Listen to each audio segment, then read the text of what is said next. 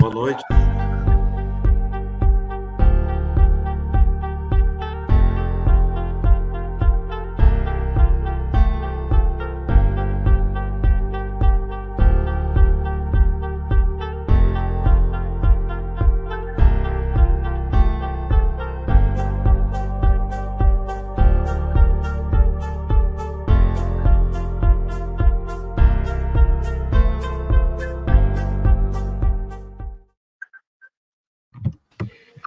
Boa noite, doutores, boa noite, doutora. Boa noite, doutor Paulo. Nós estávamos batendo papo há pouco nos bastidores aí, e com a sua chegada quase que completou o time. Falta o doutor Hermenegildo. Tudo bem, doutor? Boa noite a todos. Ilustríssima Cassandra, prazer revê-la.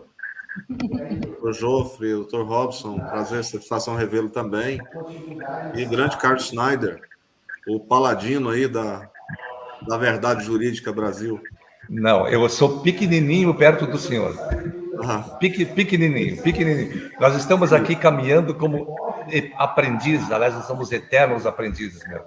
Esse negócio de senhor não funciona não, viu, Carlos? Oi? Esse negócio de senhor não funciona não, tá? Não, então você. Você, então.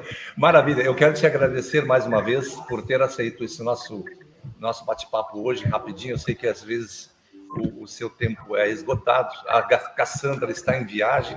E então vocês dois, assim como o Dr. Robson, e o Dr. Joffre Caldas, falta mais o Dr. Hermenegildo, estão à honra de sermos esses grandes palestrantes. Mas antes disso, eu gostaria de fazer a abertura da nossa live hoje, dia 17 de junho de 2024, quando são 20 horas e 4 minutos. Saudamos e cumprimentamos, em primeiro lugar, os nossos internautas e aproveitamos para cumprimentar também os ilustres advogados e advogadas de todo o Brasil. O nosso tema hoje é de uma importância muito estranha, né? Porque quase não se debate a questão das emoções inconscientes e o ato de julgar, como a psicanalista versus paciente, né? Como o juiz versus sujeito. Aliás, tinha no Rio de Janeiro, no dia 14, se não me falha a memória, um seminário sobre esse tema. Mas nós vamos fazer a nossa abertura hoje trazendo duas decisões judiciais. Judiciais não, uma decisão judicial que eu gostaria de mostrar, que ainda não foi tornado pública, mas eu quero tornar pública agora, que eu vou até compartilhar ela, doutores e doutora Cassandra, eu vou compartilhar a tela para que a gente possa acompanhar melhor o extrato dessa matéria. Vamos lá. Há uma ação penal impetrada, vamos ver aqui, uma ação penal impetrada que deveria ser pela ANAB, mas como vocês podem ver aqui, Poder Judiciário, Justiça Federal, né? Então aqui podemos ver aqui, ela foi tendo como classe petição criminal, polo ativo Leonice de Oliveira e outros, né? E o polo passivo, Ordem dos Advogados do Brasil, Conselho Federal. Aí o juiz narra aí os fatos, aqui está: cuida-se de queixa-crime proposta pela Associação Nacional dos Advogados Brasileiros em desfavor do Conselho Federal, né, etc. e tal. E aqui, então, narra os fatos, né, com relação à criação da OAB pelo decreto 19.408, depois se estende nos fatos, e assim sucessivamente vai até mais abaixo, aí vem o juiz, aí todos os fundamentos aí das fraudes, das assinaturas, enfim. Aí vieram os autos conclusos e fundamenta o juiz. Ele diz aqui o seguinte: no caso, os supostos crimes imputados na inicial processam-se por ação penal pública, artigos 307, 299 e artigos 297, todos do Código Penal. Artigo 2º, parágrafos 3º e 4º, inciso 2, da Lei 12.850. Assim, em se tratando de ação penal pública, a atribuição para sua propositura pertence ao Ministério Público, nos termos do artigo 129.1 da Constituição Federal, salvo se caracterizada a inércia do órgão ministerial, o que não é o caso dos autos. Deste modo, não é o caso de ação penal privada, razão pela qual a parte requerente não possui legitimidade ativa, em relação a esses supostos fatos narrados, em que, em tese, se fosse o caso, deveriam ser objeto de ação penal pública. E aí, no final, além disso, além da ilegitimidade passiva, que indica como réus, ele faz toda a dissertação aí, por que ela é pública. E aí, no final, no dispositivo, por fim, observo que a pretensão da parte autora é, em verdade, a anulação do ato legislativo da Lei 8.906. Ante o exposto, com fundamento no artigo 395, inciso 1 do Código de Processo Penal, rejeito a queixa-crime oferecida, intime-se querelante, se certifique-se o Ministério Público. Então, aqui está mais uma ação que foi arquivada e não, aliás, extinta em razão de incompetência, né? E a outra matéria é manifestação encaminhada numa ação civil pública, encaminhada pela ANB, ANAB, exigindo o cumprimento da Lei 12.605. E aqui nós temos que observar o seguinte: isso aqui trata-se de manifestação da Procuradoria-Geral da República, e isso aqui não, do Distrito Federal. Isso aqui não se caracteriza em decisão judicial, como ocorre em algumas plataformas que estão falando de que isso é uma decisão do juiz. Não, isso é uma decisão do Ministério Público, em que ele diz que a Associação Nacional impetrou essa ação civil pública, exigindo o cumprimento da Lei 12.605. E que o ministro, nós vamos enfrentar isso depois, que o ministro da Educação não é parte legítima desse processo e que as faculdades teriam em sua ação administrativa teriam que ser provocados para cumprir a Lei 12.605. Ele praticamente tira fora a obrigação do Estado para que o cumprimento dos artigos 1º e 2º seja dado nos termos da Lei 12.605, que é a expedição do diploma contendo a flexão de gênero do formado ou da formada, o grau obtido e a profissão. Então, isso não está sendo cumprido hoje nem pelas faculdades e universidades, não está sendo exigido pelo MEC e muito menos pela União. Então, a primeira é uma decisão e essa aqui é uma manifestação proferida pelo Ministério Público, que não tem nada a ver com decisão judicial, como tem alguns comentários que estão rodando aí em algumas plataformas. Isso é um pouco de falta de conhecimento jurídico. Então, vejo muito salutar que a ANAB está peticionando, está agindo, né, e não está inerte. Então, nesse diapasão, doutor Paulo, vamos iniciar, depois passamos para o doutor Robson, para um rápido comentário, se quiseres fazer. Senão, nós vamos também falar um pouco sobre a tua ida a Washington, que eu gostaria muito que tu falasse um pouco para nós. Doutor Paulo. Sobre essas questões, a questão de competência, há de se questionar, porque tem que ver a inércia, né? Se houve a provocação do MP. Eu não me recordo, Carlos, se houve a provocação do MP, o MP ficou inerte, porque aí a ação penal pública é condicionada, ou seja, quando há inércia do poder público, do MP, que é o titular da ação penal, aí a parte pode fazer a representação, né? Que é a ação penal pública mediante representação. Mas nesse caso, doutor, acho que se foi provocado, como de fato foi provocado, deveria de constar na peça de representação esse fato, né? Até porque o juiz questionou isso, né?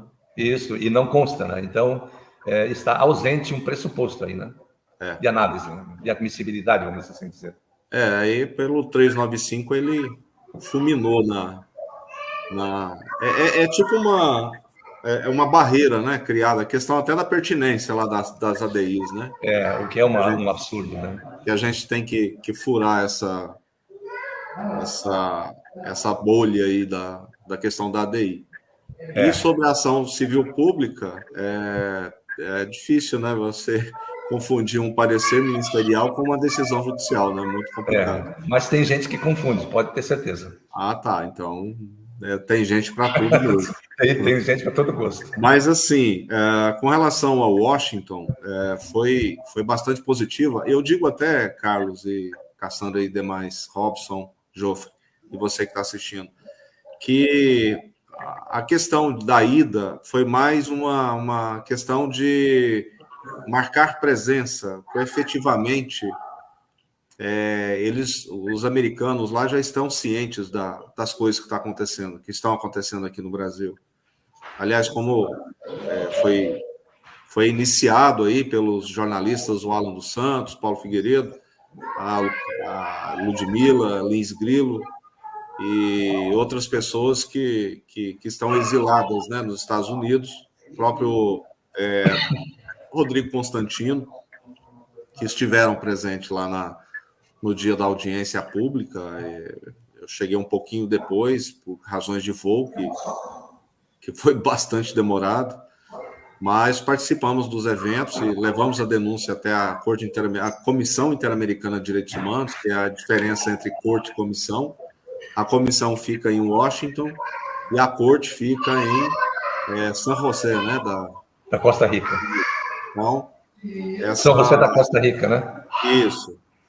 Então, e também tivemos lá um encontro no gabinete do senador Ted Cruz, que é um republicano e que também tomou conhecimento das barbaridades que estão acontecendo no Brasil, né, em termos de liberdade de expressão, de perseguições e todo tipo de atrocidade que viola direitos e garantias fundamentais. Então, Carlos e todos, a presença lá foi simbólica, foi importante do ponto de vista geopolítico, né, porque aí houve uma divulgação bastante ampla até para a questão da defesa do Daniel Silveira, e também não só dele, mas dos demais perseguidos, né, o Coronel Naim, na época, poucos dias depois, ele negociou a sua liberdade, né, eu digo entre aspas, porque é uma negociação, até falou bem, né, do ministro, e falar bem daquele cidadão é uma questão hercúlea. E aí, então, o resumo que eu faço dessa presença lá em Washington foi bastante positivo, até pela repercussão que deu, né, desse aglomerado de pessoas, as FAV, defendendo os presos do 8 de janeiro, e parlamentares como o Nicolas, como o senador Girão, o Rodrigo Valadares. Uma turma grande que foi para lá, né? Foi bastante produtivo. E o encontro lá foi bastante elucidativo também. Mas, assim, do ponto de vista político, foi muito bom. Do ponto de vista prático em si, de providências, é incipiente. Eu não posso dizer para você que foi extremamente positivo nesse ponto, mas eu digo que foi muito bom estar lá para poder mostrar que existe preso político no Brasil. Então, essa foi a importância. E a recepção foi muito boa dos próprios parlamentares que lá estiveram, não só dos brasileiros, mas também daqueles americanos lá, principalmente o Chris Smith, que é o deputado que promoveu a Will Smith é o ator. Pública. E o fato mais importante foi que eles conseguiram não concluir a oitiva do Elon Musk, que ficou para ser remarcada por questões burocráticas. Não posso dizer muito os fatos que eu não tenho conhecimento, mas eu sei que foram questões burocráticas. E aí, brevemente, o Elon estará lá. E assim que a gente souber, com certeza estaremos lá novamente. Deixa eu fazer só uma perguntinha. Tu falaste muito bem agora com relação ao Elon Musk. Depois eu quero te fazer uma outra perguntinha. Cara, por que esse silêncio do Musk depois daquelas denúncias do Alexandre de Moraes e tudo mais, e agora esse silêncio todo? O que está acontecendo? Eu não sei se é uma tática para falar a verdade, é que o Elon Musk não é uma pessoa burra, é uma pessoa hiperinteligente, entende? E eu acredito que Elon Musk faz as coisas no devido momento, e eu acho que ele tem uma base bem forte para ir para frente, mas nós estamos... Eu acho que detrás dos panos está uma questão muito mais séria do que as pessoas possam imaginar. Incluso hoje sabendo que ele está a par de muito mais do que nós pensamos que ele possa saber, me entende? Então, eu acho que, como o Paulo falou, o doutor Paulo, é uma questão de política no final, me entende? Sim. É mais uma questão de política que uma questão de direito. Então, como em toda, que seja no Brasil, que seja nos Estados Unidos, que seja na Europa, a política real não se discute no público, ela é sempre nos bastidores. Com toda certeza. Isso a gente está percebendo hoje, porque uma coisa é o discurso público e outra coisa é o discurso de bastidores, né? Isso. É totalmente diferente, completamente diferente. Inclusive. E outra coisa, você pensa, você está vendo. Nós sabemos que no Brasil houve 2 agências de 3 letras que estiveram envolvidas. Então, quando você tem esse nível de envolvimento, os Estados Unidos não vão querer que isso venha à superfície, não pelo menos do jeito como as negociações estão. E se o Musk está com uma batata hiper quente nas mãos, tem negociações que vão ter que acontecer. Olha, eu não sei se pode haver negociações num ambiente totalmente perturbado, né? É perturbador que acontece não só no Brasil, é no planeta, né? Nós estamos vendo de um lado a Rússia com a questão da Ucrânia, estamos vendo a questão da Palestina com relação a Israel, nós estamos vendo conflitos provocados no mundo todo. Isso parece que é uma orquestra e os satélites começando a trabalhar nisso.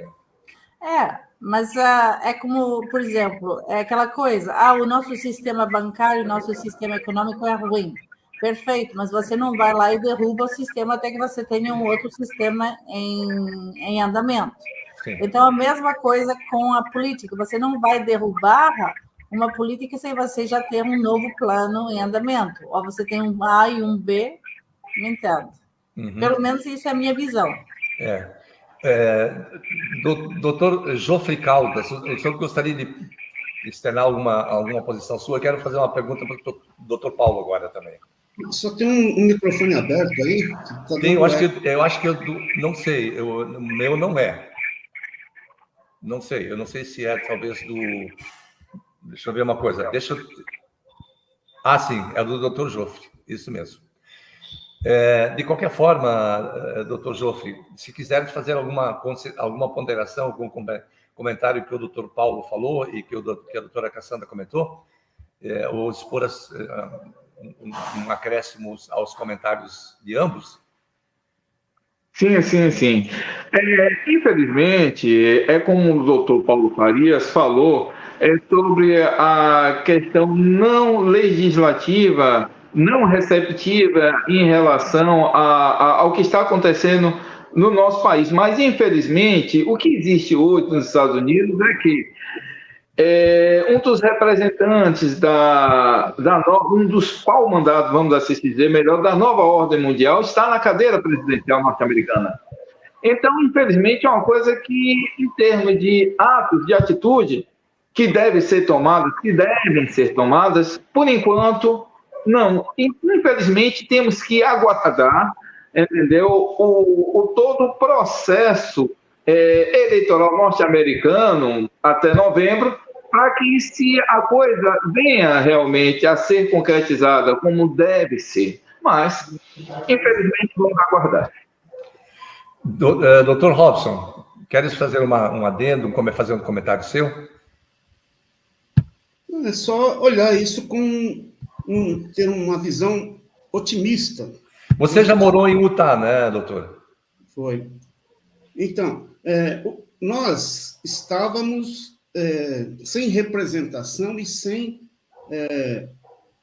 temos nenhum grupo que nos defendesse, ou até o que estava acontecendo, né, principalmente no Brasil, era um segredo de Estado, ninguém sabia o que acontecia nesse país.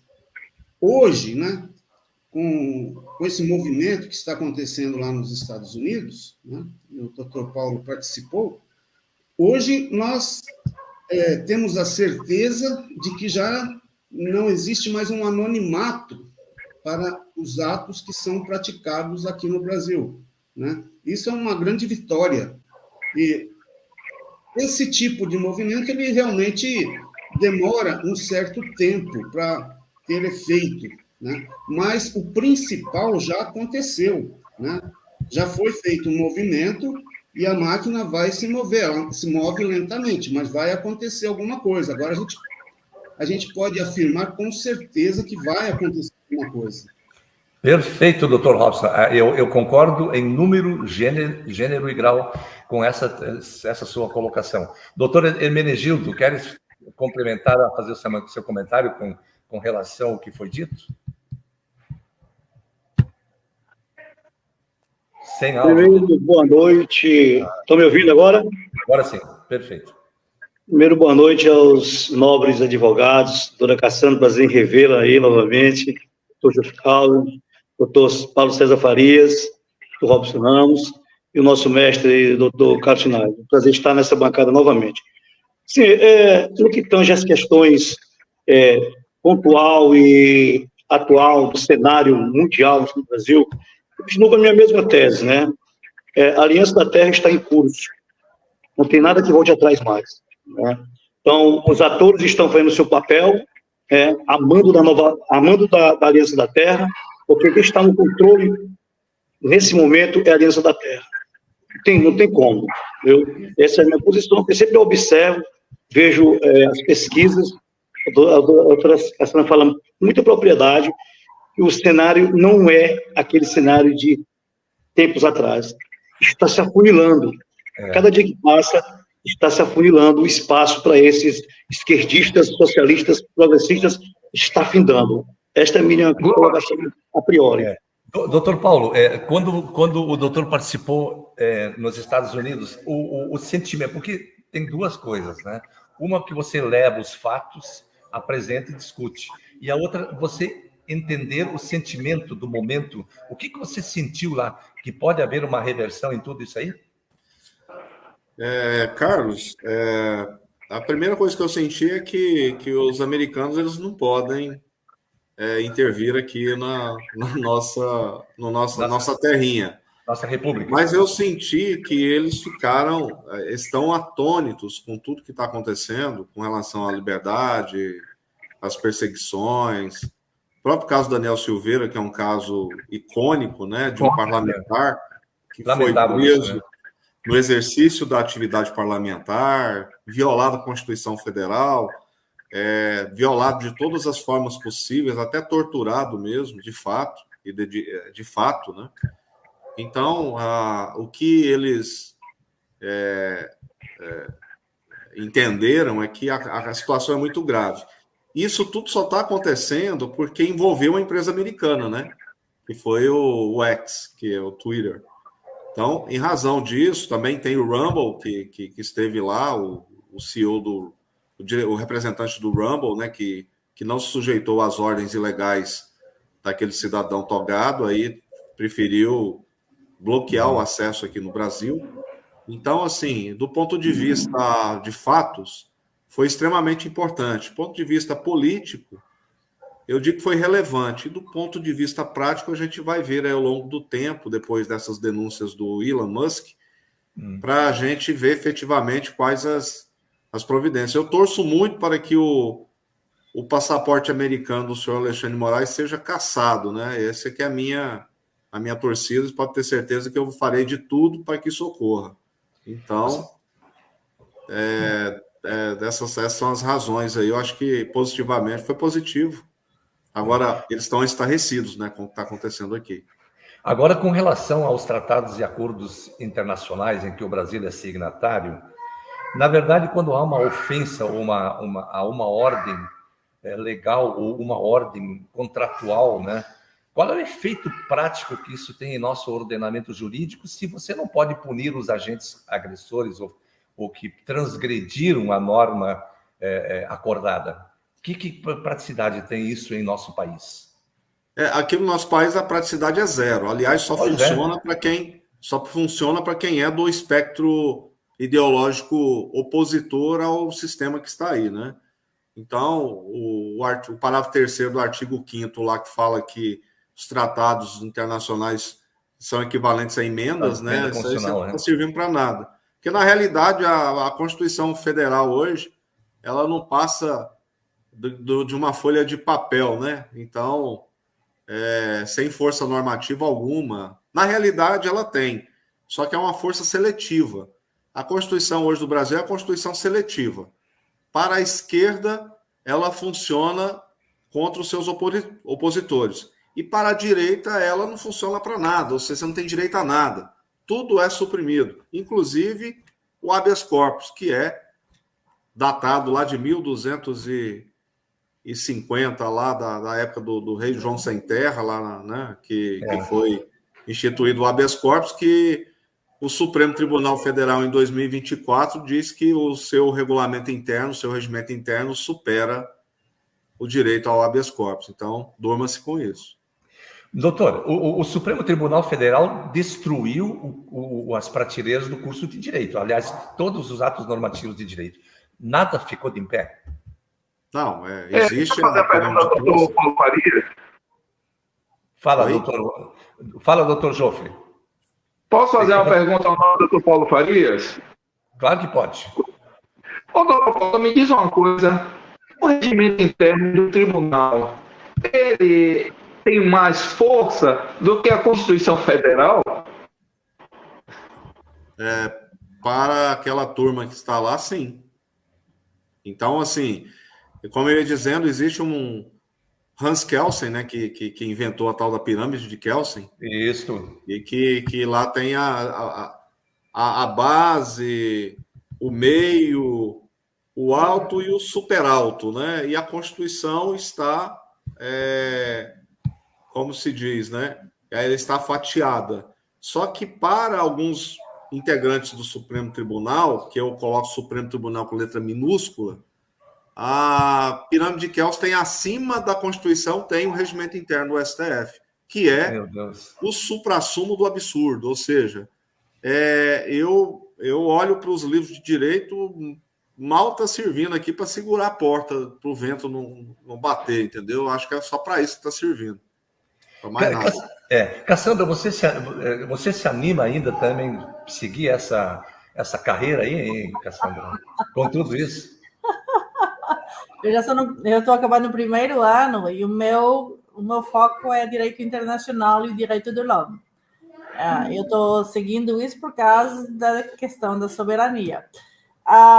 O curso que nós estamos fazendo com o Durkheim é um curso bem tranquilo. Nós estudamos os tratados todos internacionais, mas do ponto de vista mesmo de direitos internacionais. Então, a universidade ela é fantástica nesse aspecto. Dou graças a Deus que ela vai nesse sentido. Se ainda estou animada, porque eu acredito que nós podemos fazer a diferença. E cabe a nós de fazermos essa diferença, independente do que está acontecendo. Se nós jogarmos a toalha agora, então, me entendo. Tudo que nós fizemos até agora foi em vão.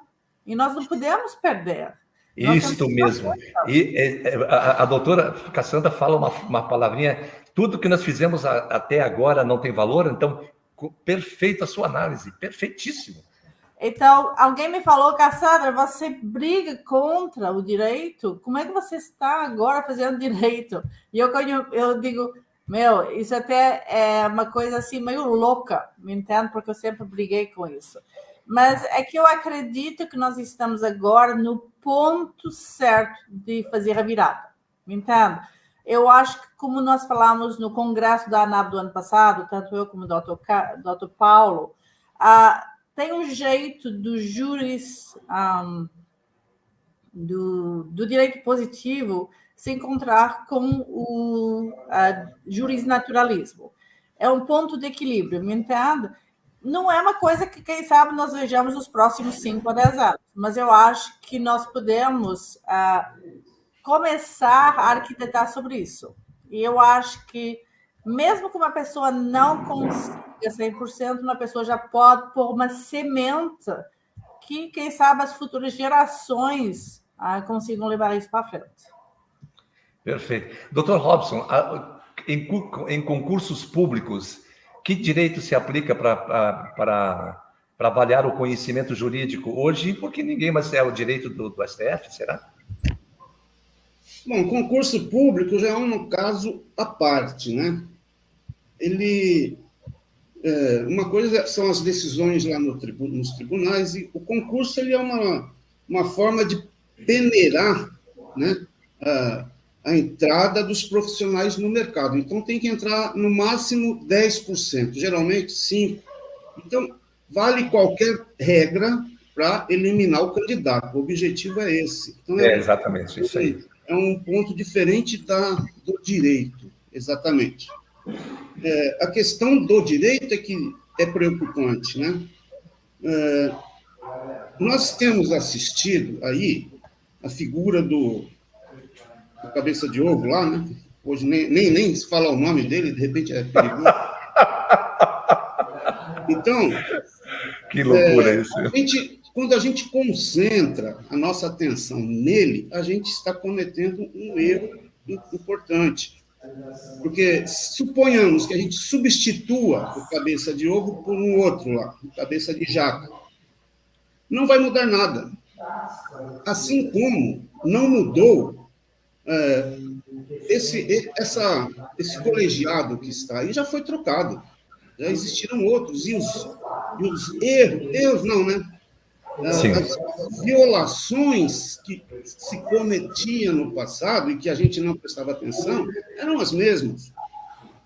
Eles continuavam praticando atos ilícitos e na forma de rodízio. Quem tem boa memória vai se lembrar.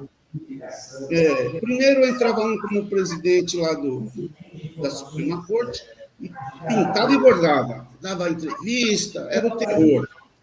Quando o filme dele estava queimado, eles tiravam ele de lado e punham outro. E iam fazendo esse rodízio, até chegar aí no Careca, que está durando mais tempo. Se fosse outro, já teria sido... se fosse aquele hábito antigo, né? O bandidão durava um certo tempo em cena, depois ia para os bastidores, e era substituído. Isso aconteceu. Quem tem boa memória se lembra disso. É só pegar os jornais antigos, você vai ver. Então, a questão não é bem trocar a figura da pessoa. Nós estamos enfrentando uma situação muito mais grave, que é um sistema. E que eu nem sei se todos os advogados, tem advogado que já sabe disso, né? Eu vejo em livros que essas coisas que eu falo aqui nas lives, eu achei que eu tinha colocado o ovo de Colombo em pé, inventado a roda. Na verdade, tem um monte de autor de livro que já sabe, né? Só que eles se manifestam de uma forma muito sutil sobre o que está acontecendo, né? Sintetizar, nós tivemos uma transformação no direito, e isso é coisa que vem de fora, já falei isso, vem de fora para cá. Então, o direito foi sendo transformado, o processo era direito adjetivo, né? E isso tinha consequências na política, na vida, né? Quando o direito processual civil é adjetivo, o juiz não tinha um superpoder. O poder estava aqui nas partes. Eles transformaram de direito adjetivo em substantivo e passaram a dar poder para o juiz. E era o poder das partes. Então, o juiz foi, ao longo do tempo, né, com essas alterações, ganhando um poder. Hoje, o que está na moda, como dizer, está em voga, é a história do direito constitucional, constitucionalismo. Então, se fala muito em Estado democrático de direito, Estado constitucional. O processo não é mais, veja só, nessas transformações, a lei foi substituída. Não se respeita mais a lei, porque se fala de um processo constitucional e não de um processo legal. Então, se fala de um processo justo e não de um processo legal. Então, com esses argumentos foram sendo implantados, é só procurar nos livros que vocês acham esses argumentos, que, na verdade, fazem uma transformação muito grande. Eles dão um superpoder para o magistrado, da cúpula, né, principalmente, porque o subordinado, o juiz singular, por exemplo, fala-se muito em liberdade do juiz, autonomia, ele pode decidir segundo o seu livre convencimento, mas isso não é verdade. Se ele não precisa andar dentro da cartilha, ele é punido. Existe uma estrutura que pune o juiz. Então, houve essas mudanças, né? Esse Estado super poderoso, onde o processo civil, por exemplo, ele incorporou a Constituição.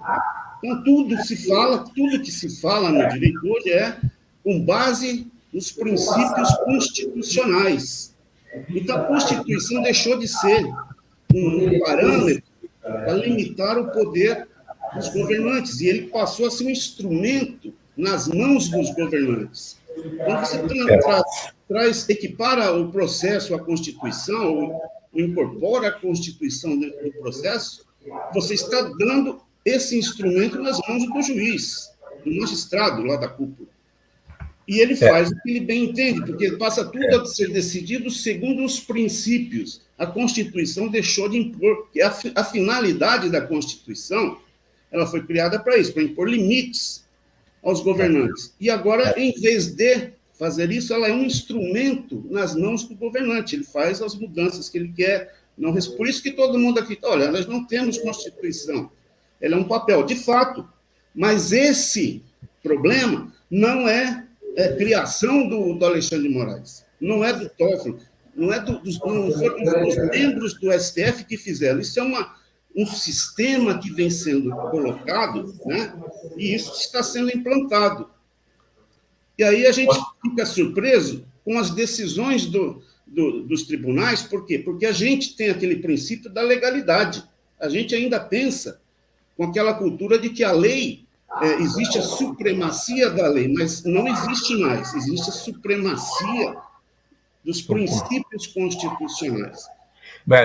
Aí que eu gostaria de perguntar, antes de passar para o doutor Hermenegildo, eu gostaria de provocar agora o doutor Paulo, depois, na sequência, o doutor Hermenegildo e a Cassandra. Doutor Paulo, com relação a essa questão do Daniel Silveira, eu sei que processo, essas coisas não se deve... A gente só fala nos autos, né? Eu sei disso. Mas pegando o caso disso, porque é notório que foi infringida a Constituição Federal, eu acho que é o artigo 53 da Constituição Federal, né? Que diz que o parlamentar tem o direito de poder fazer uso da palavra e estar imune ao seu discurso, seja lá quanto for. E nesse ambiente...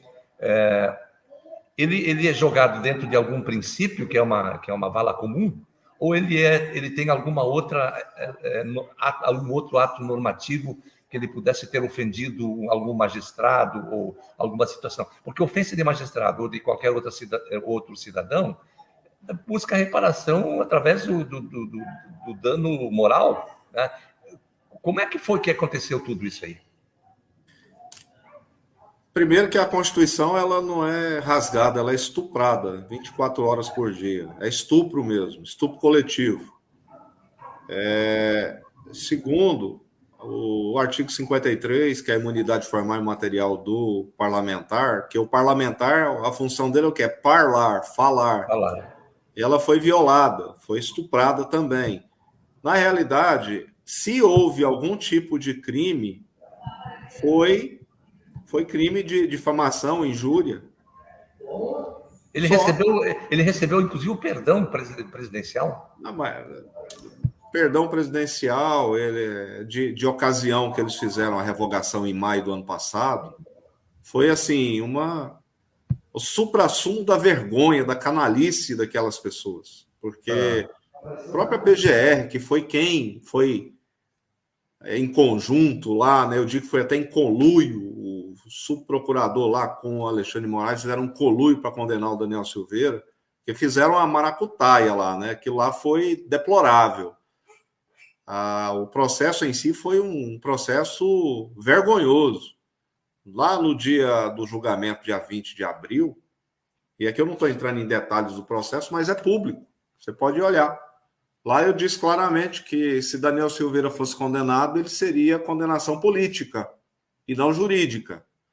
E aí a gente abre um parêntese para a absolvição jurídica dele, porque o revisor da ação penal foi o Nunes Marques, ele julgou improcedente a denúncia e absolveu Daniel em todos os pontos que foram objeto de discussão da defesa. Tudo que a defesa apresentou, Nunes Marques acolheu, julgou improcedente. Ele disse claramente que aquilo ali não passou de supostos crimes contra a honra. E outra, o ministro ali, ele foi condenado porque o ministro incorporou a figura do Estado, o Leviatã. Ele pegou o Leviatã para si e disse: eu sou a lei, eu sou o Estado.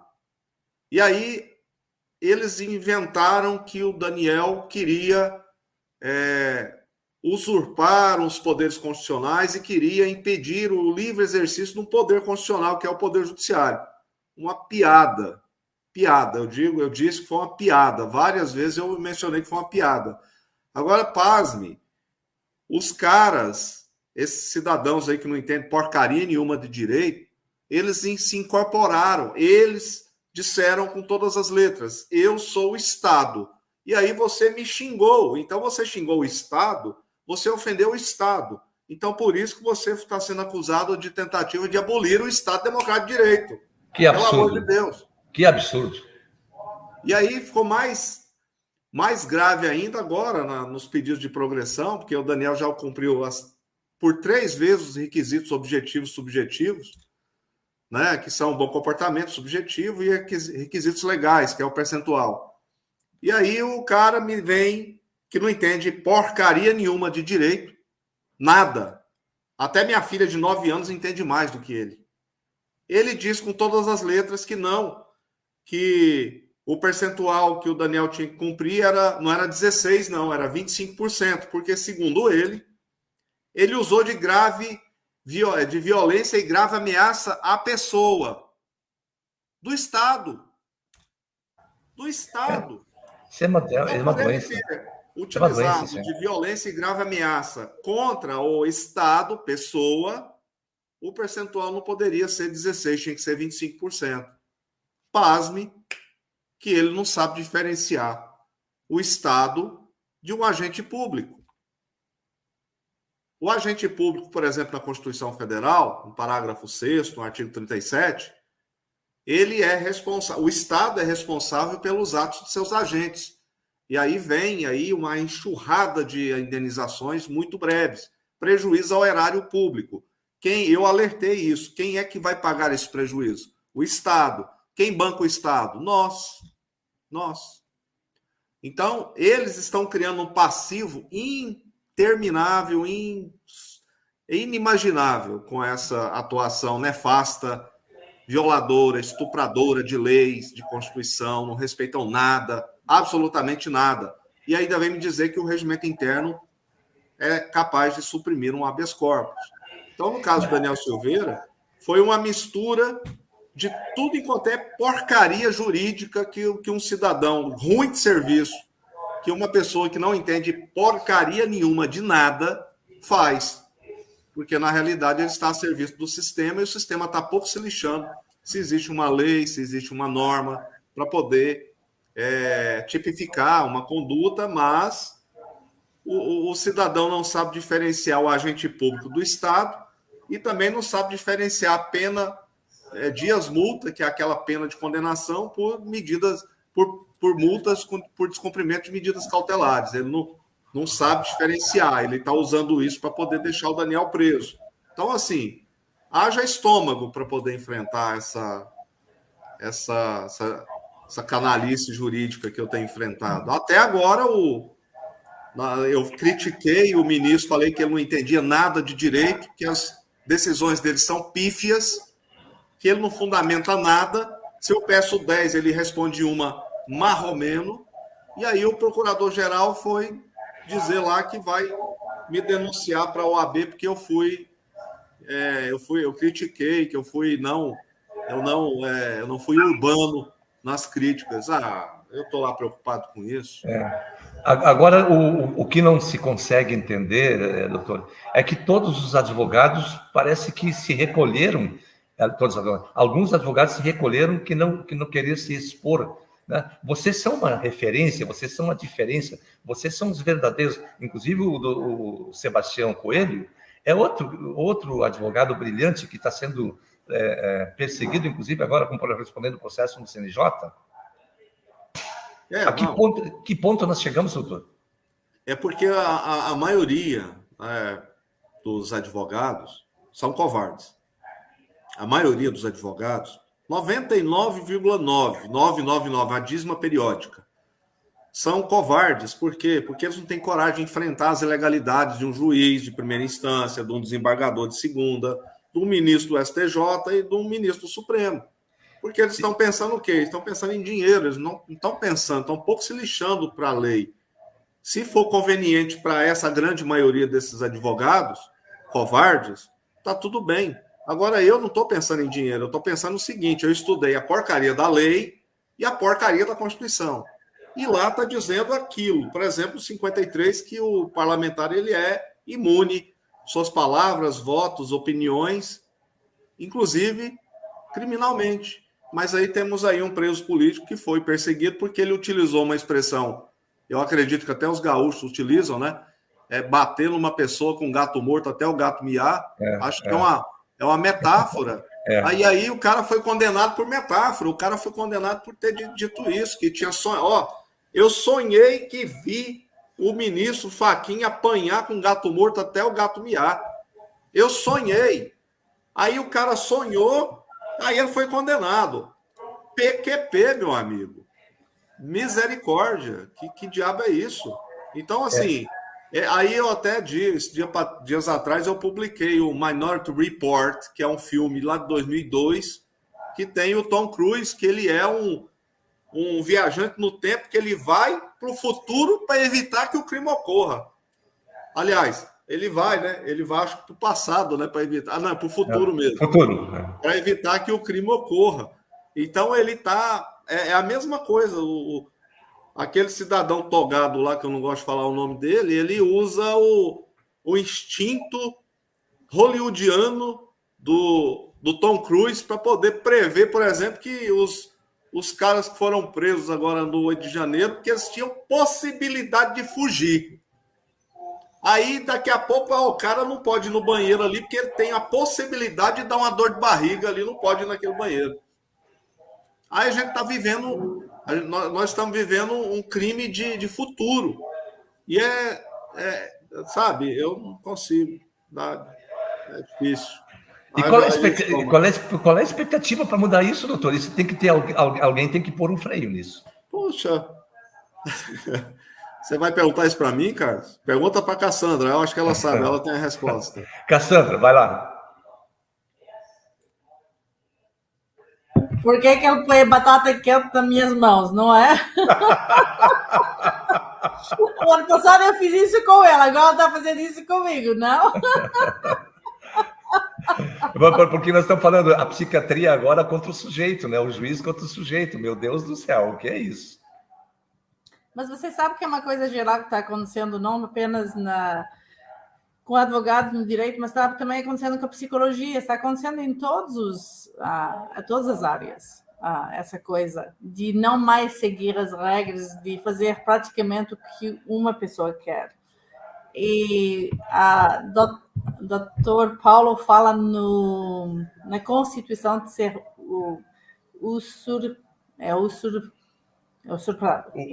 Estupradora, né? Foi tudo estuprada. Né? E eu falo sempre nisso, que a Constituição ela vem sendo estuprada já há muitos anos. E o que eles têm feito com a materialização da vontade do povo, que é uma das atribuições da Constituição? Nada, mentira. Se nós formos ver, o poder constituinte é, na teoria política, um poder originário, no poder do povo. Mas isso não acontece. Agora, imagina se eles pudessem mudar as cláusulas pétreas, alguma coisa que eles não podem tocar. Imagina se eles pudessem. Mas se o povo é o detentor do poder, doutor Paulo, e depois o doutor Hermenegildo também me ajuda. Só complementar o que a Cassandra falou, é o seguinte: tem o artigo 60, inciso 4º, parágrafo 4º, ou parágrafo 4º, inciso 4, que diz que uma garantia individual e direito fundamental não pode ser alterado nem por emenda constitucional. Artigo 60, parágrafo 4º, inciso 4º. Isso. Aí eu questionei em algumas petições lá, o magnânimo lá, que eu não chamo de excelência, se o regimento interno está fora disso. Porque o habeas corpus, ele está lá no artigo 5º, 68, se não me engano. E aí, ele é uma garantia de direito fundamental. Então, me diga como que um regimento interno do troço do tribunal vai superar um habeas corpus, a tal da súmula. Súmula, que é pior ainda. Então, assim, é bizarro. Juridicamente, a gente está vivendo um estado bizarro. Não dá. Eu não tenho estômago para isso. Nós estamos vivendo um anarquismo jurídico. Desculpa, doutor, pode falar de novo? Doutor Joffre, repita, nós não ouvimos. Tem alguém com o microfone aberto aí.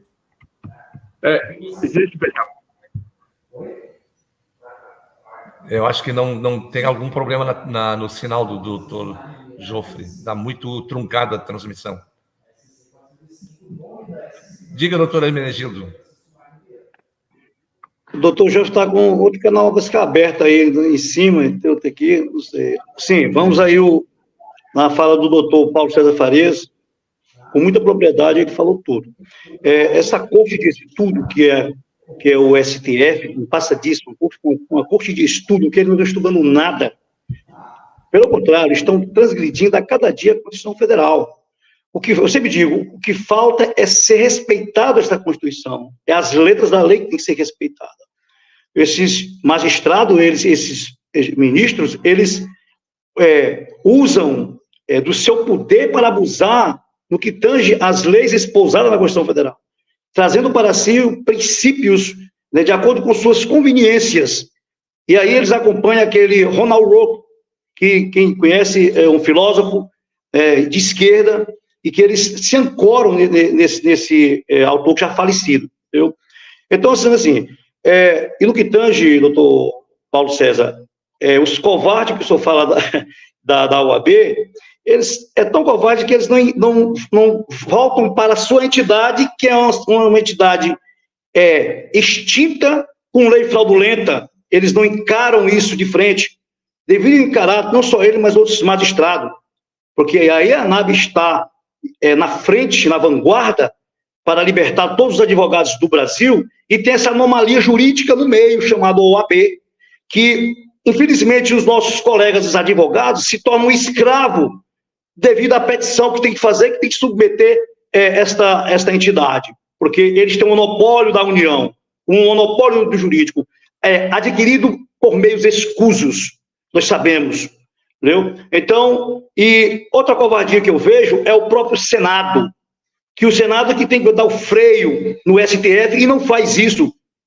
Com raríssimas exceções, tem alguns que estão realmente preocupados com a sociedade, preocupados com a jurídica nacional, enquanto que tem meia dúzia de pseudo-magistrados e pseudo-ministros, como você falou com propriedade, que não entende de nada de direito, isso entende mesmo, abusando do poder diuturnamente, né, se alvorando do que eu sou ministro, com poder, coisa nenhuma.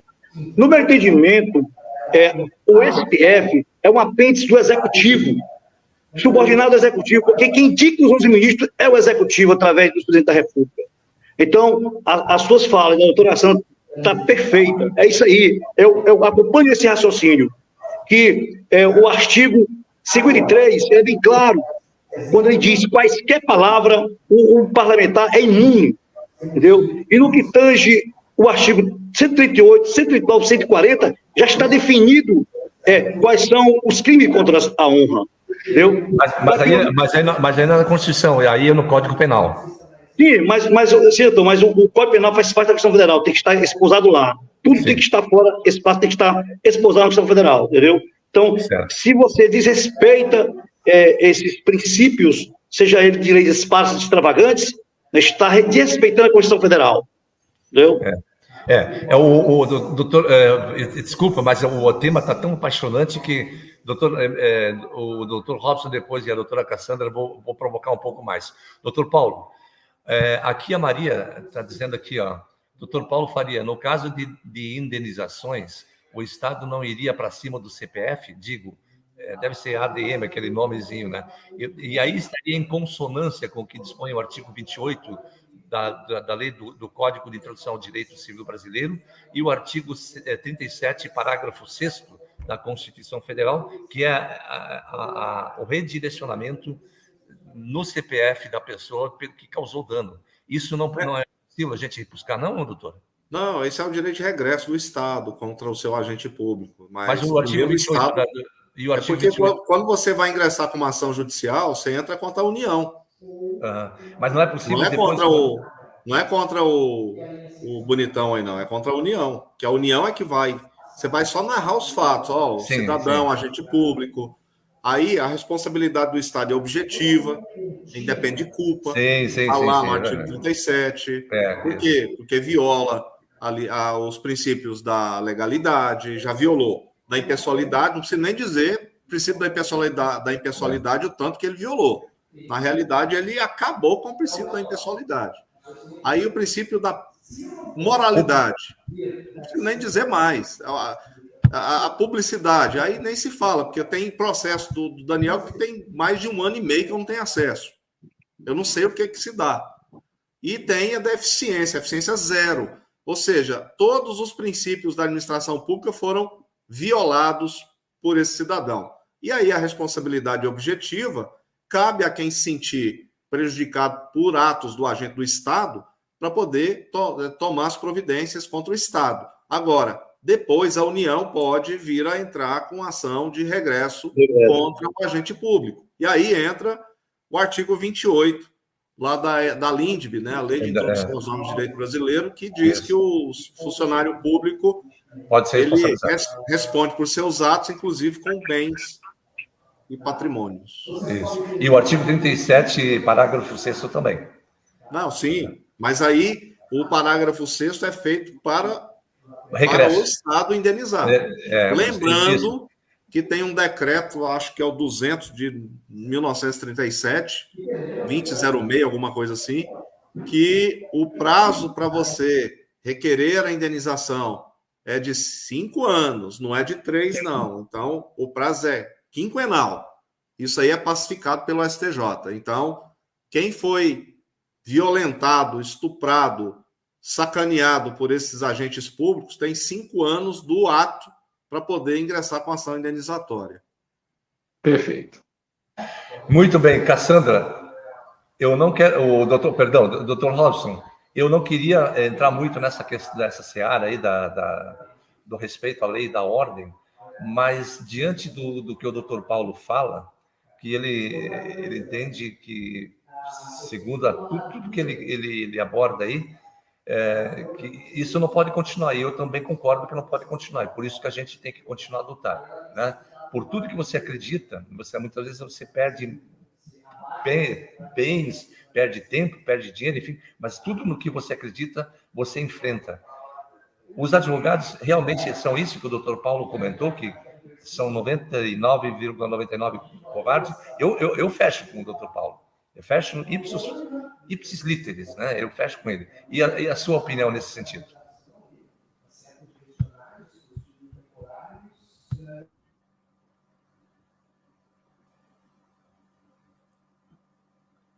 Eu acho que o microfone do Dr. Robson está fechado. Acho que ele está sem microfone. Ok. Então, voltando ao que eu estava dizendo. Quando se fala de advogados, nós temos que separar os advogados em 2 grupos. Talvez mais, hoje em dia. Mas 2 grupos são importantes. Nós temos aqueles advogados que nós chamamos já como aqueles que botam sola de sapato. O cara que trabalha, tem conta para pagar, está na porta do tribunal todo dia, sua camisa, né? E tem uma elite, né? Essa elite é que é o nosso problema. Esses que são os advogados, vamos dizer que de bairro, são trabalhadores normais, gente como a gente, né? Até são vítimas, né, de intolerância, de abuso até de juiz, muita gente não respeita, mas aquela elite que está realmente lá no topo do negócio, que a gente costuma falar que é a turma do IAB, né? E que não se limita mais ao IAB, já existem outros grupos, né? Esse pessoal, eles constroem doutrinas, eles governam o Brasil desde a época do Império, e a gente não percebe isso. Então, os advogados normais ainda não entenderam isso. Que existe um grupo que cria uma política, né, de Estado e implanta através do judiciário. Então, as leis que nós temos, a gente não entende o que eles estão falando, a gente não fala a língua deles. Por isso que, muitas vezes, a gente pode achar, esse juiz é burro, ele não sabe o que está fazendo. Sabe muito bem o que está fazendo, ele conhece tanto a lei que nós conhecemos, que é a lei que a gente não vamos chamar aqui de positivista, aqui está escrita, quanto a lei deles. Eles têm um outro direito, que nós não captamos ainda, que existe isso que eu chamei de um processo que vem de fora. Por exemplo, aqui se fala, quando se fez esse Código de Processo Civil novo, se fala que se prioriza um processo justo em vez de um processo legal. O que ele está falando? Né? Primeiro, ele está tirando a supremacia da lei, acabou com a supremacia da lei. São vários tópicos, né? E que é processo justo? De onde veio essa história? O justo não existe, é subjetivo. Ninguém consegue criar uma lei que seja justa para todo mundo, isso não existe em nenhum lugar, né? Isso é uma metáfora, não é uma metáfora, uma teoria metafísica, né? Então, eles utilizam um outro sistema, uma outra filosofia que ainda as pessoas não entenderam, mas que se elas pegarem os livros atuais, está muito claro, está bem explícito, eles falam sobre o poder do juiz ser tão grande que ele tem a capacidade de interferir na discricionariedade dos outros poderes. Ele tem um poder ilimitado, mas o legislativo e o executivo não, eles podem ir lá e modificar o que eles quiserem. Inclusive a Constituição, eles podem mudar os direitos fundamentais. Está escrito nos livros isso aí, né? E a gente ainda não está entendendo o sistema, o método que eles usam, e é este método que a gente tem que atacar. Não adianta atacar a pessoa do fulano nem do cicrano, porque você troca um e continua tudo igual, porque todos usam esse método, essa sistemática de direito que as pessoas não conhecem. E é uma sistemática que, na verdade, é antiga, era da época do Império, da monarquia absoluta, onde a palavra era a lei. Isso foi modernizado, né?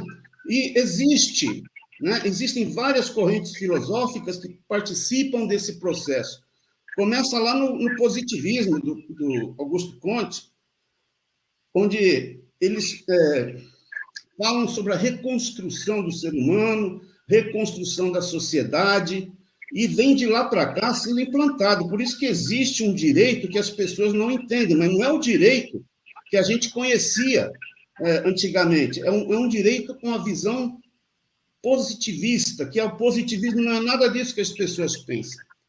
Ele cria uma forma de manipular a forma de se ver o mundo. Então, as pessoas ficam em um mundo imaginário. Enquanto nós tivermos na nossa mente aquele mundo imaginário do direito, que tem o princípio da lei, supremacia da lei, nós estamos olhando para o lado errado.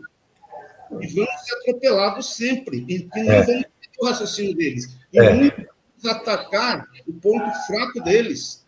Qual é o ponto fraco deles? O ponto fraco deles é que esse sistema jurídico que eles têm é inconstitucional, é ilegal, ele não existe, não está escrito em lugar nenhum, exceto em livros de doutrina.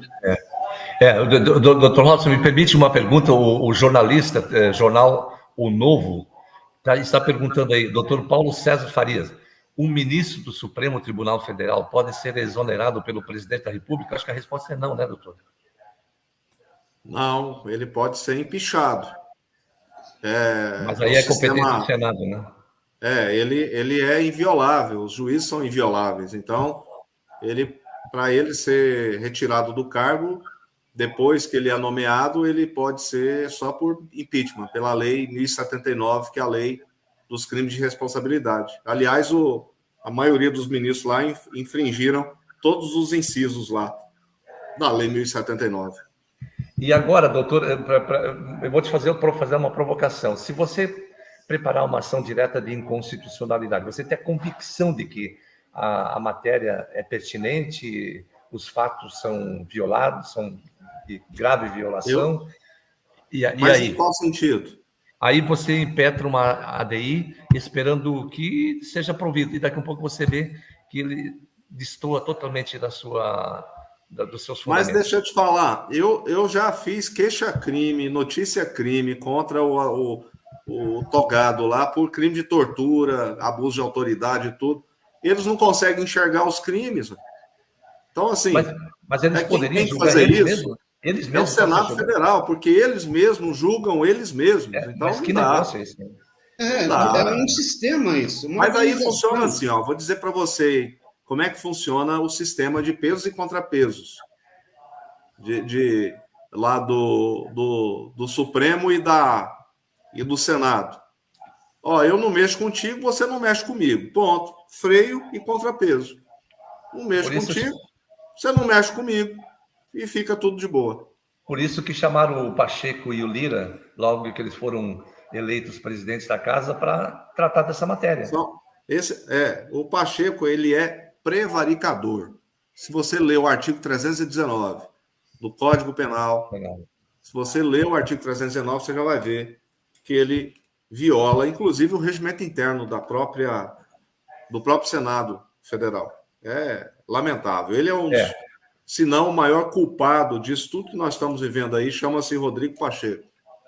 Doutor Paulo, eu vou aproveitar, já que o doutor Itamar Inforzato Gomes, que é o presidente da ANAB lá no estado do Amapá, Amapá, acho que é Amapá, ele pergunta aqui, ó, aproveitando da ADI da ANAB, se podemos ingressar com a nova ADI. Já está em curso, né? Não, já está em gestação. Eu que estou atrasado. Até falei para o Carlos aí que é uma honra, né, de fazer essa ADI novamente pela segunda vez. Mas os últimos dias eu tenho viajado. Passei semana em Brasília, depois em São Paulo. Agora, essa semana, eu vou ao Rio de novo. Não vou falar o dia por questão de segurança. Perfeito. Então, assim, eu tô assim, aí sobra 15, 20, 30 minutos, eu faço. Então, mas vai sair, eu já dei a minha palavra aqui, vai. Roraima, perdão, doutor Itamar, desculpa, eu fiz confusão aqui, mas é Roraima, está perfeito. Então é isso, doutor Paulo, eu acho que hoje nós estamos num beco sem saída, e por isso que eu perguntei para a Cassandra, tu te anima a continuar no curso de Direito para advogar no Brasil, cara? Animo mais do que nunca. Animo mais do que nunca. Que maravilha ouvir isso. Isso que eu chamo de determinação. Né? Nós estamos caminhando mais ou menos juntos nesse espírito coletivo. O doutor Paulo falou aí também, o doutor Robson, o doutor Jofre Caldas, o doutor Hermenegildo. Nós somos pensadores dessa mesma natureza, provocar os nossos colegas, ou vamos, né? Eu acho que para a gente ganhar essa batalha, a gente tem que fazer algo diferente do que tem sido feito até agora. Então, como eu disse, eles têm um sistema jurídico que não é o nosso. Uhum. Isso, enquanto as pessoas não enxergarem que esse fato existe, vão continuar batendo em ferro frio, né? Malhando em ferro frio. Por quê? Porque você tem que descobrir qual é o sistema jurídico que eles usam e usar isto contra eles, né? Esse é o ponto. É como a gente começou, doutor Carlos, lá atrás, quando a gente falava, né, que a OAB não existe, quando a gente questionava o judiciário, né, todo mundo achava que a gente era louco. Houve um tempo, doutor Paulo, que as pessoas chamavam a gente de maluco. Olha, o que você está falando é bobagem, né? Eles idolatravam a OAB, idolatravam o judiciário, né? Todo mundo tinha essa visão antigamente. E quando a gente contestava, né, a honestidade do judiciário, a validade da OAB e a inexistência, a gente era chamado de doido, né? Hoje mudou essa visão, né? Hoje todo mundo sabe que o que a gente falava lá hoje é verdade, né? As decisões dos tribunais, etc. Agora, eu estou falando de uma coisa que as pessoas... Eu tenho a impressão... Não que ninguém viu, que eu não inventei a roda, mas pouca gente está vendo. Alguns autores de livros também perceberam, né? Alguns renomados perceberam, eu já vi. Mas eles falam de uma maneira assim, meio tímida, temerosa, porque é uma organização, né? Então, existe um sistema jurídico que é diferente do nosso. É como se fosse um Estado dentro do Estado. Existem dois Brasis. Um é o Estado desses juristas e o outro é o Estado que nós vivemos, dentro das leis, Constituição, que a gente acha que está valendo. Por isso que esse choque é que deixa a gente confuso, porque a gente pensa com a cabeça, né, de, sei lá, algum tempo atrás, sei lá, 10, 20, não sei quantos anos atrás, né? E eles estão vivendo outra época, e nós não enxergamos isso, esse Estado dentro do Estado, que tem o seu próprio sistema jurídico. Esse é o problema, por isso que a gente vê tanta coisa bizarra e não entende. E se a gente aprender como esse mecanismo funciona, a gente derruba isso daí. É isso aí. Doutor Jofre Caldas, o doutor tem sido sempre muito pontual nos seus apontamentos. O doutor acha que tem alguma coisa maior do sistema por trás de todas essas decisões? Olha, nós sabemos que existe a questão do jogo de interesses. Sabemos que por trás desse tribunal bolivariano que existe hoje, justamente é uma questão de geopolítica. É uma questão, não só isso, mas também por uma questão de ideologia, também uma questão justamente da questão da geopolítica internacional, como eu estava dizendo, como o doutor Hermenegildo fala, sobre a Aliança da Terra versus globalistas. E nós sabemos, isso é notório, em que quem está no STF hoje são meros representantes dos globalistas, que foram escolhidos, né, através do famigerado Quinto Constitucional. Como fala a nobre doutora Leonice Oliveira Vieira, né, nossa vice-presidente da ANAB, em que é uma Constituição totalmente tendenciosa e esquerdista.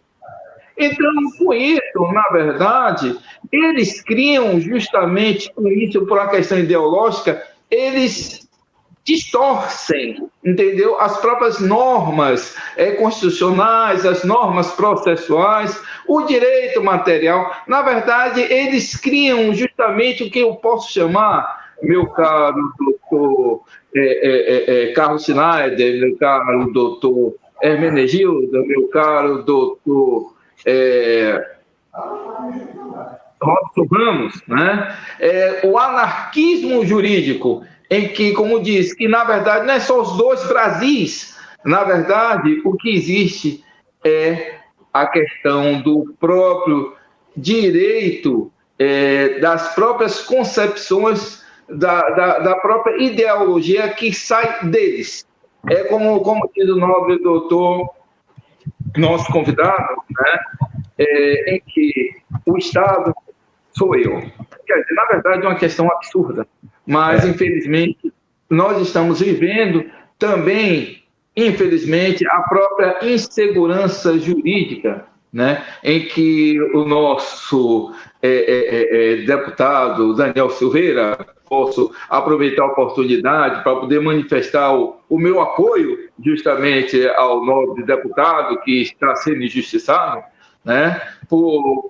Nesse caso, da própria insegurança jurídica que está pairando no ar dos nossos tribunais. Infelizmente, é o que está acontecendo.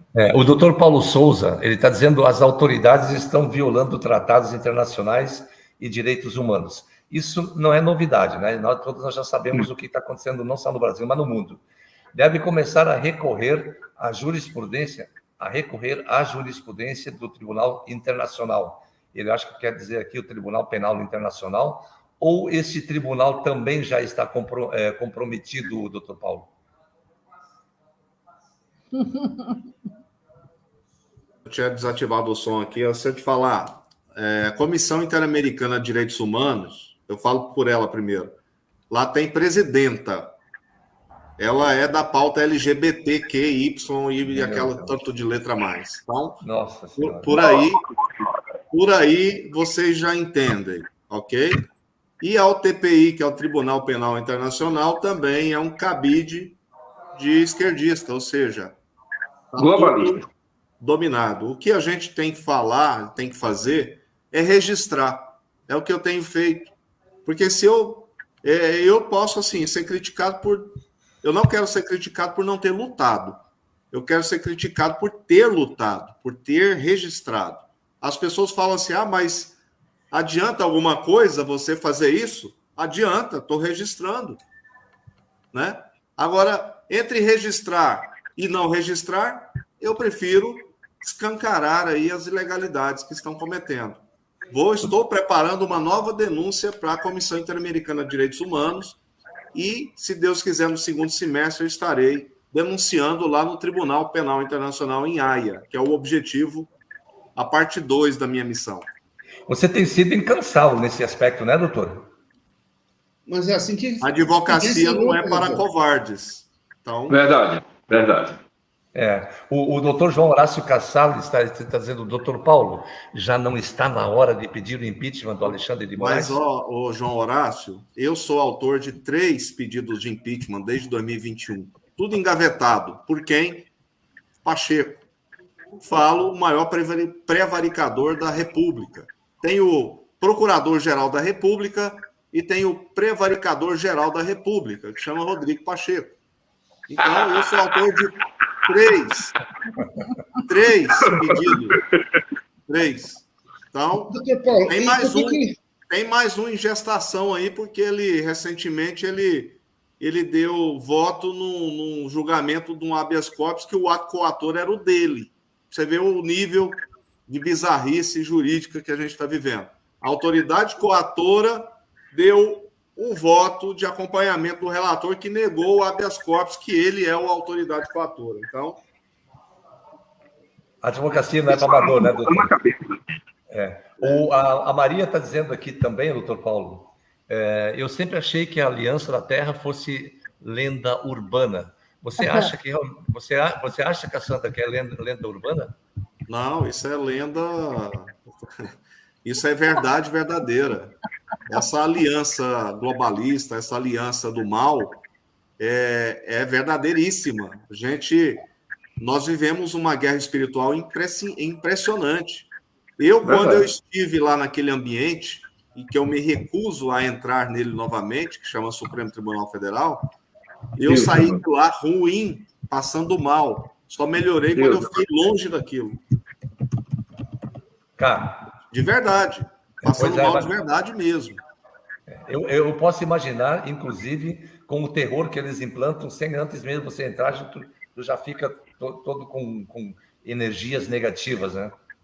Se você pesquisar a questão lá do teste de Covid lá, que eles queriam me cobrar vacina, vocês vão ver lá que eu fiz um samba lá para eles lá. Então, até hoje eles têm raiva de mim por causa disso. Eu imagino.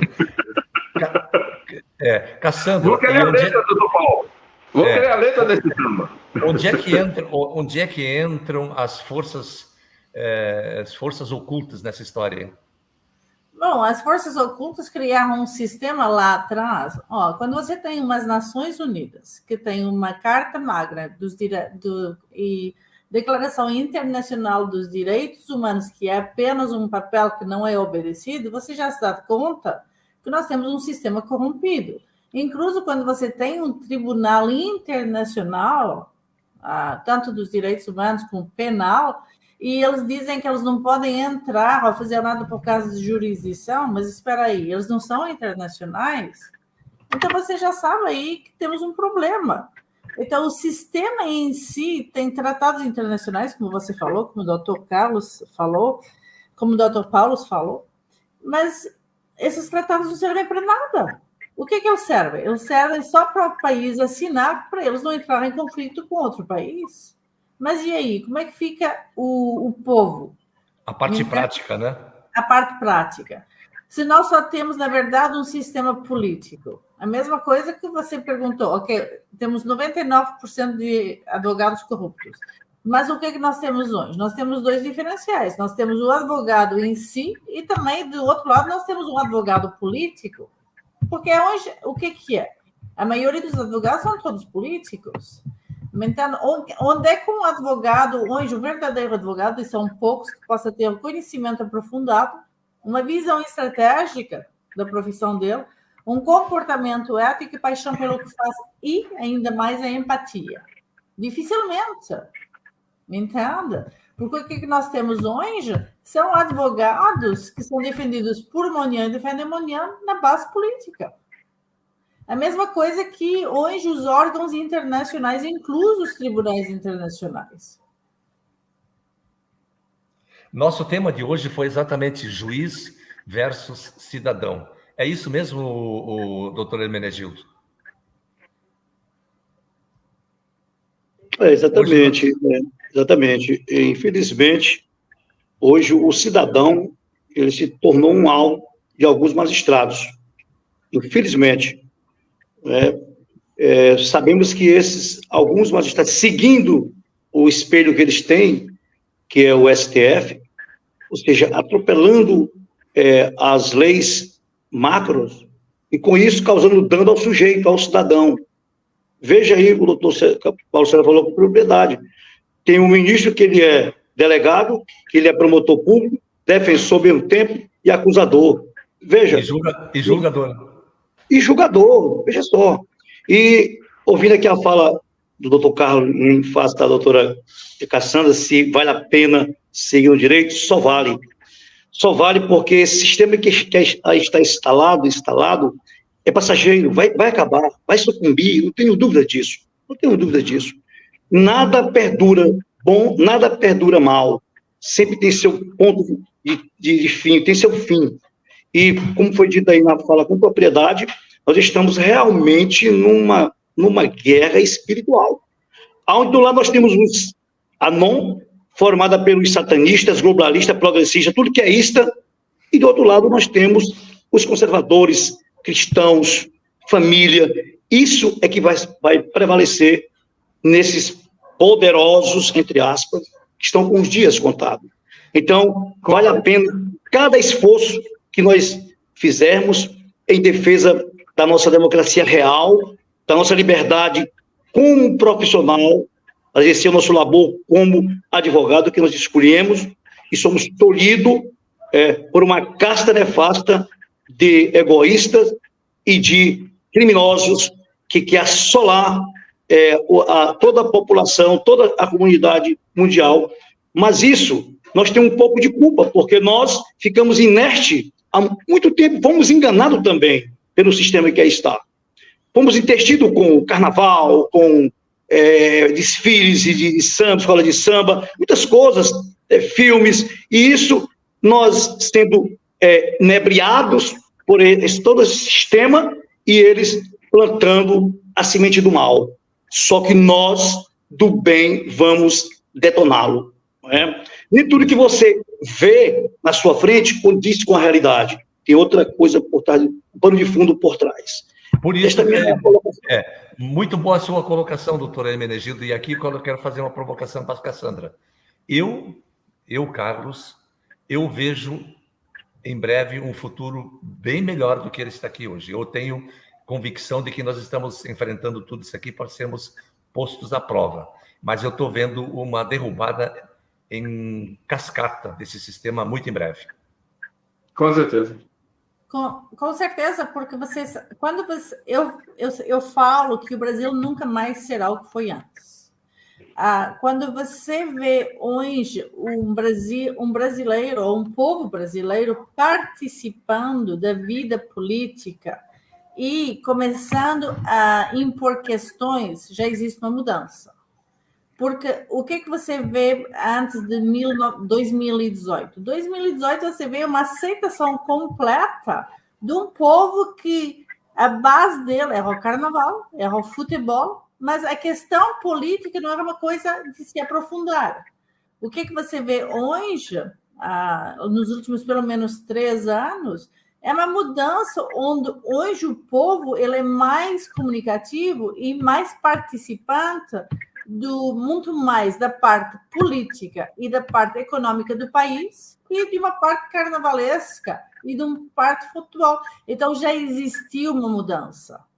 Porque também o Brasil está em mudança. E é uma mudança assim tão rápida que, para quem não está desperto, vai ser complicado o processo no final. Entende? Só gostaria de colocar um ponto. O Brasil não apenas despertou, mas ele foi um farol para o mundo também, que vários países também estavam passando pelo mesmo problema que a gente tinha, e eles não viam, não enxergavam. A partir do momento em que as pessoas começaram a reagir e contestar o que estava acontecendo e avisar sobre essa organização mesmo, né? Esse sistema, que ele era muito discreto, ninguém sabia da existência deles. A partir do que o povo brasileiro começou a falar isso, e colocar na internet, né? Isso começou a chegar em todos os lugares. Eu me lembro, há muito tempo atrás, ainda acho que na época que tinha o G+, ninguém se lembra disso? Alguém se lembra do G+? Existiam grupos também. E lá, eram grupos grandes e tinha americanos no meio, tinha gente de vários países. E os brasileiros começavam a falar, isso que a gente está discutindo aqui, os brasileiros já falavam nos grupos do G+. E os estrangeiros ficavam, do que vocês estão falando? Né? Aí a gente explicava o que estava acontecendo, e eles falavam, poxa, eu vou ver se isso está acontecendo no meu país também. Então, eu recebi mensagens de várias pessoas, principalmente americanos, né? Americanos que moravam na Europa, outros nos Estados Unidos, eles não tinham noção do que estava acontecendo, dessa doutrinação, desse controle. Isso que está acontecendo agora, né? Já acontecia, mas ninguém sabia. Nós, brasileiros, é que descobrimos e espalhamos isso em outros lugares, né? E né? E pessoas até mais organizadas do que a gente, né? Então, nós realmente demos um start, né? nessa mudança, Por isso eu acredito que se nós nos organizarmos direito, a gente também vai fazer o que falta ser feito, que é encontrar o calcanhar de Aquiles dessa organização e derrubar esse sistema, né? Eu entendo que nós somos capazes de fazer isso. Por isso que eu acredito que temos chance, sim. O sistema é poderoso, é grande, mas vai cair como qualquer império. Doutor Paulo, pode falar, Cassandra. Dr. Robson, é incrível, você sabe que, bom, eu tenho viajado bastante nos últimos meses para a Europa, e você sabe que tem uma diferença, por que no Brasil isso está acontecendo, e não só, que está tendo um impacto muito grande no mundo inteiro. Porque o brasileiro despertando, ele é um povo unido, ele é um povo que, independente, ele fala com o vizinho, ele se intromete com o vizinho. Já o europeu não faz isso, nem o americano. O americano fica no coisa dele e ele fica... Então, por isso que está tendo um impacto muito maior, porque de formiguinha em formiguinha, o brasileiro, mesmo que ele não concorde com tudo, ele, mais cedo ou mais tarde, ele se junta e fala. Pode que não dê um fruto imediatamente. Já lá fora, eles são muito mais em si mesmo. Então, por isso que nós estamos fazendo existe uma diferença muito maior que está repercutindo no mundo inteiro.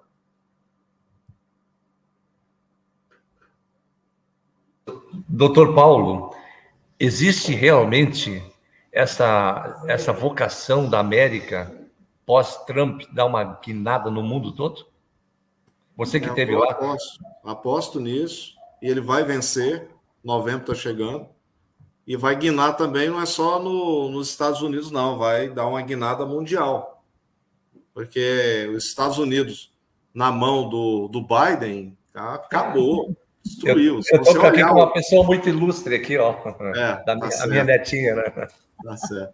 Os Estados Unidos, na mão do Biden, é o retrato do Biden atual, ou seja, a inanição total, inepto, uma pessoa que tem que ser interditada urgentemente, porque não consegue fazer uma letra O com um copo servindo de guia.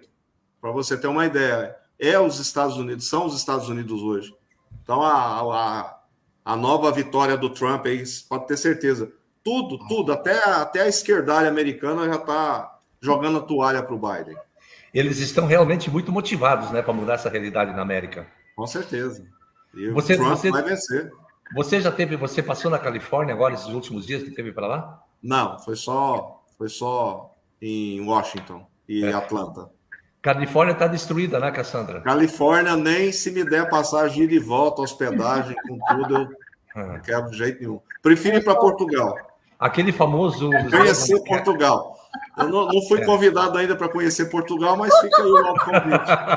Mas você não precisa de convite, doutor Paulo. Você já sabe, não precisa de convite. A terra do além-mar. Olha aquela questão da California Dreaming, né? Que como ficou triste isso. Califórnia está péssimo, Tomado por indigentes, não é isso? Está complicado. Então, gente, doutor Paulo, eu gostaria de fazer uma pergunta, mas no ar eu não vou fazer. Eu vou deixar para te ligar sobre aquela ação declaratória, né, que eu gostaria de conversar, trocar uma ideia contigo, mas aí conversamos no privado, né? E nós estamos indo para o encerramento agora, e eu quero dizer, antes de mais nada, da honra de tê-los, todos vocês aqui nessa noite, tão importante para nós. Porque os assuntos que foram discutidos, eu acho que nós conseguimos atender uma grande expectativa das ansiedades das pessoas que aqui estão, que participaram do nosso encontro. E principalmente... Tá, pode escutar. Principalmente essa informação do Dr. Paulo, de trazer para nós esse grande embate também sobre essas suas ações com relação ao Daniel Silveira. Eu sei que isso é uma árdua tarefa. Tá, vai para o papai já vai, tá? Tá, o voo já vai. Então, tá bom. Então, eu quero dizer, doutor Paulo, doutora Cassandra, doutor Joffre, e doutor Robson e doutor Hermenegildo, da minha honra de tê-los aqui hoje à noite. né? Eu sei que o doutor Paulo e a doutora Cassandra estão em viagem, o doutor Paulo está com uma série de demandas para cumprir, mas a vocês eu quero render aqui a homenagem, e já começo pelo doutor Paulo para as considerações, para o encerramento da nossa anábica, as suas considerações do que estamos vivendo hoje e no que nós podemos esperar para um futuro próximo. Ô, Carlos, você está me torturando com isso, perguntar o que nós estamos vivendo hoje. Nós estamos vivendo a desgraça total, a derrocada total. Então, assim, a esperança, se eu estou lutando para mudar isso, é porque eu tenho esperança, eu sei que vai mudar, tá? Se eu fosse aqueles derrotistas que já jogava a toalha, não, a saída é o aeroporto, não, a saída é lutar. Então, eu luto, vou continuar lutando, enquanto eu respirar, eu vou lutar. Então, as pessoas perguntam, e aí, você acredita na mudança? Eu digo, eu estou lutando por ela, e vou continuar lutando, e não vou desistir. Tá? Quem quer desistir, desiste, mas eu fico pé da vida quando alguém fala, mas não adianta você fazer isso. Eu falo, meu filho, fica com o seu não adianta, que eu vou fazer o que eu entendo que tem que ser feito. Então, assim, para todos, não desistam, né? A gente não pode desistir do nosso país, não, apesar de estar tão difícil, mas não está impossível, está difícil de engolir até. É como se você tivesse com a garganta toda inflamada, que nem a saliva você consegue engolir. Esse é o Brasil de hoje. Mas a gente vai, com aquele esforço, com aquela dor, trabalhar para mudar. Então, acredito na mudança que ela vem, tá? Começa agora, em novembro, com a vitória do Trump. Deixa eu fazer uma perguntinha. Eu fiz essa pergunta para o Sebastião Coelho e eu gostaria de te provocar mais um pouquinho ainda, né? E perguntar se a eleição de 2022 já terminou.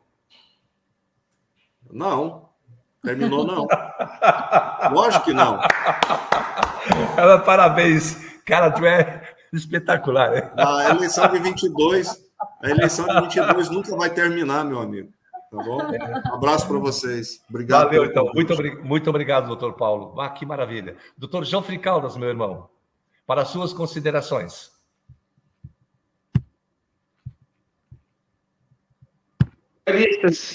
A todos os internautas,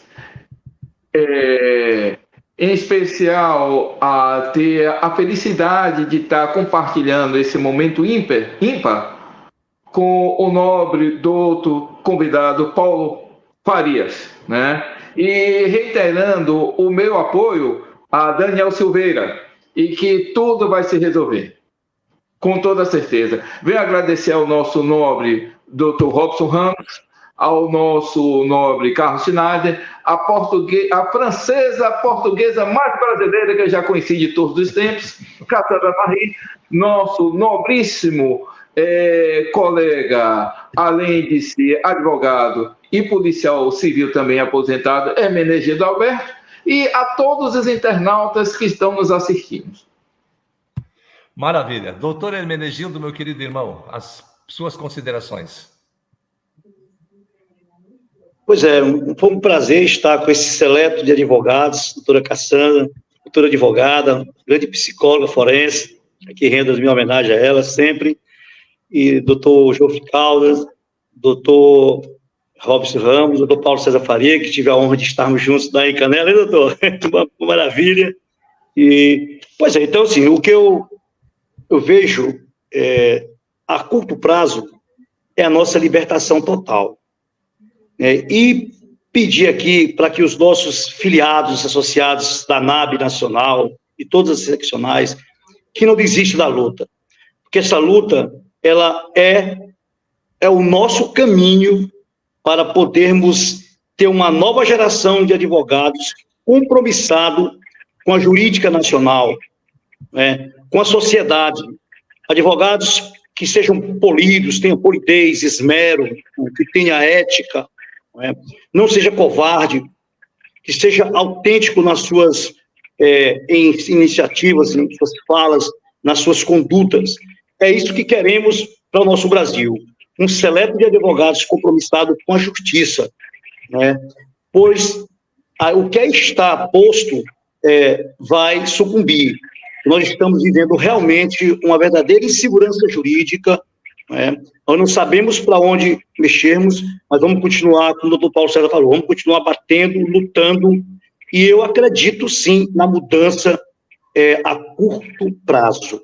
A curto prazo, essa mudança vai vir a galope, está vindo a galope, porque nós temos pessoas compromissadas, que lutam, que não jamais vai retroceder. E sempre digo, retroceder nunca, render-se jamais. Como a doutora Cassandra falou com propriedade. Nós, brasileiros, temos essa qualidade.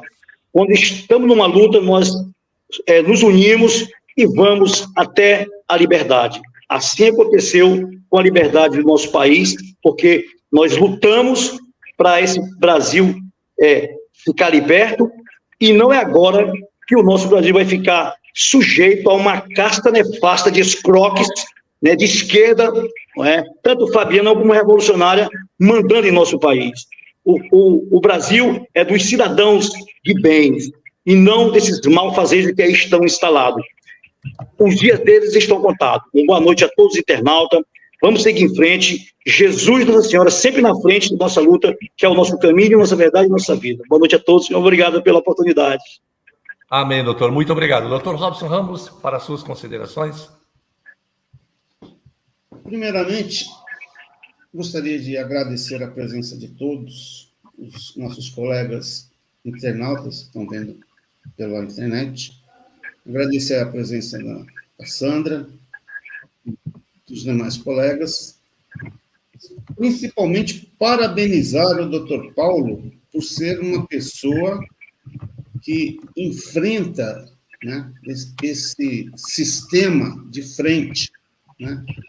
Ele tem mais do que uma valentia, ele é um herói, né?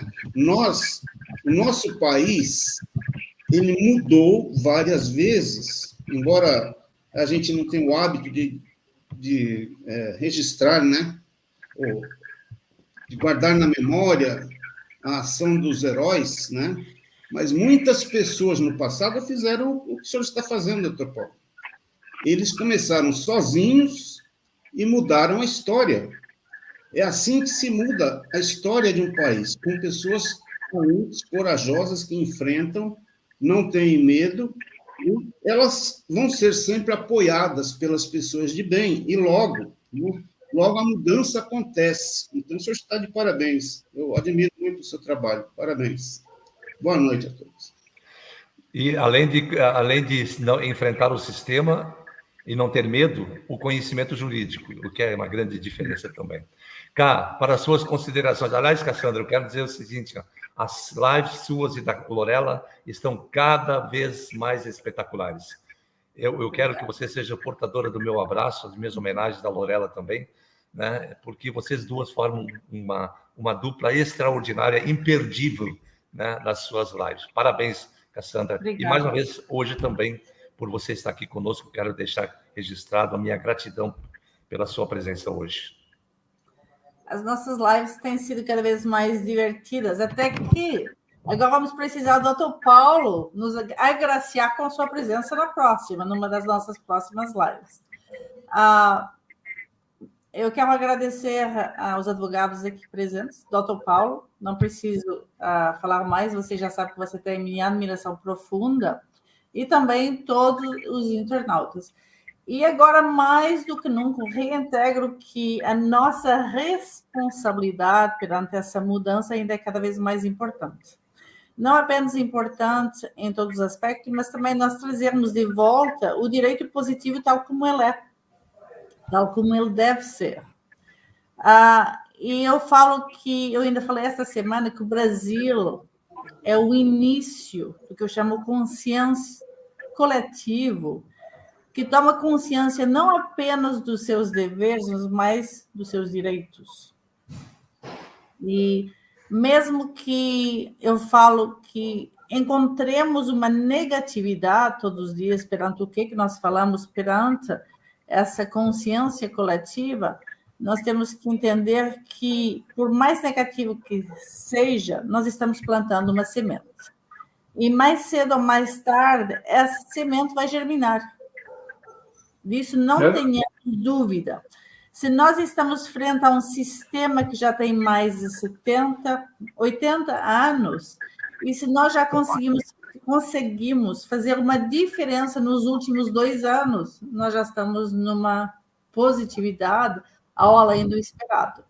E não é agora que nós vamos botar a toalha fora. Não. Agora é tempo de nós arregaçar ainda mais as mangas e trabalhar. Irmos para frente. Não tem outro jeito. Não tem como recuar. Só podemos avançar. Perfeito. Perfeito, Cá, Dr. Paulo, Dr. Robson, Dr. Jofre, Dr. Hermenegildo. Aos nossos internautas, a nossa homenagem, a nossa gratidão por estar aqui conosco. Se você gostou do conteúdo da live, dê seu joinha, que é muito importante para o algoritmo do YouTube. E se puder compartilhar, é mais importante ainda. Muito obrigado a todos, aos painelistas, rendo aqui a minha homenagem, minha gratidão, e que vocês tenham todos uma bela semana abençoada por Deus, e na próxima segunda-feira estaremos de volta com mais uma live para mostrarmos ao mundo que nós não nos rendemos a esse sistema que aí está. Tenham todos uma boa noite, uma ótima semana e até semana que vem. Boa noite.